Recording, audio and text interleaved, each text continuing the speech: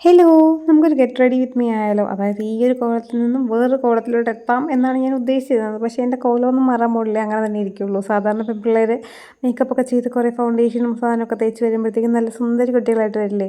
ഒന്നാമത്തെ കാര്യം എനിക്കറിയില്ല, രണ്ടാമത്തെ കാര്യം ആ വക സാധനങ്ങളൊന്നും എനിക്ക് ഇല്ല. അപ്പോൾ അറിയില്ലാത്തതുകൊണ്ടാണ് മെയിൻലി ഇല്ലാത്തത് കേട്ടോ. അല്ലെങ്കിൽ നമ്മൾ അറിഞ്ഞു കഴിഞ്ഞാൽ നമ്മളൊക്കെ വാങ്ങിക്കാൻ വെക്കില്ലേ. പിന്നെ ആ പൈസ ഉണ്ടെങ്കിൽ നമുക്ക് വേറെ എന്തെങ്കിലും ചെയ്യല്ലോ എന്ന് വിചാരിക്കും. ഇതൊക്കെ മുഖത്തൊക്കെ തേച്ചിട്ട് എന്തിനാ, ആ ഒരു മൈൻഡാണ്. അത് വേറെ ഒന്നുമല്ല, ഈ അമ്മയുണ്ടല്ലോ പണ്ട് കാലത്തുണ്ടെങ്കിൽ ഇതൊന്നും ചെയ്യേണ്ട ആവശ്യമൊന്നുമില്ല, അങ്ങനെയാണ് ഇങ്ങനെയാണ്, നാച്ചുറലി നമുക്ക് ദൈവം തന്ന അതങ്ങനെ നിങ്ങൾക്കറിയില്ല, നിങ്ങളുടെ പാരൻസൊക്കെ അങ്ങനെ തന്നെ ആയിരിക്കും.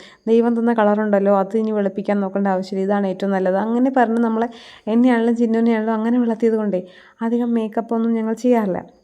പിന്നെ എല്ലാവരും ലിപ്സ്റ്റിക്കൊക്കെ ചെയ്യുന്ന കാണുമ്പോൾ എനിക്ക് ആഗ്രഹമുണ്ട് ചെയ്യണമെന്ന്. പക്ഷേ ഇവരാരും സമ്മതിക്കത്തില്ല, ലിപ്സ്റ്റിക്ക് ഭയങ്കര വിഷമാണെന്ന് പറഞ്ഞിട്ട് എന്നെക്കൊണ്ട് ഇടിയിപ്പിക്കത്തില്ലേ.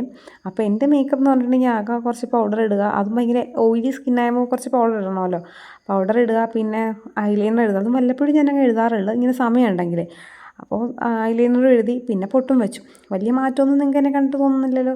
ആദ്യം കണ്ട അതേ ഞാൻ തന്നെയല്ലേ ഇപ്പോഴും. സാധാരണ എന്തൊക്കെ കാണിച്ചിട്ടും കാര്യമില്ല, മാറില്ല എന്ന് എനിക്കറിയാം.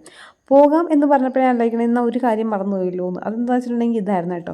ഇത് ഞാനങ്ങനെ തൊടാറൊന്നുമില്ല. ആക്ച്വലി ഇതൊക്കെ ചിന്നുവിൻ്റെ സാധനങ്ങളാണ്. ഇവിടെ ഇട്ടേച്ചൊക്കെ പോകും, പിന്നെ ഇവിടെ ഇങ്ങനെ കിടക്കും. അതങ്ങനെ കിടന്ന് ഇതിപ്പോൾ പറ്റിപ്പോയി. അതിനകത്ത് കിടന്ന സാധനങ്ങളെല്ലാം തീർന്നു എന്ന് വെച്ചാൽ തൊട്ട് തീർന്നതല്ല, അതങ്ങ് പറ്റിപ്പോയതാണ്. അപ്പോൾ ശരിക്കും എൻ്റെ മേക്കപ്പ് പരിപാടി എല്ലാം കഴിഞ്ഞു. ഇത്രയൊക്കെ ഉള്ളൂ. ഇതാണ് എൻ്റെ ഗെറ്റ് റെഡി വിത്ത് മീ. ഒരു വാച്ചും കിട്ടിയത്, ഞാൻ ചേർത്തലയ്ക്ക് പോവുകയാണ്. അപ്പോൾ നെക്സ്റ്റ് വീഡിയോ ആയിട്ട് കാണുന്നവരെ ബൈ ബൈ.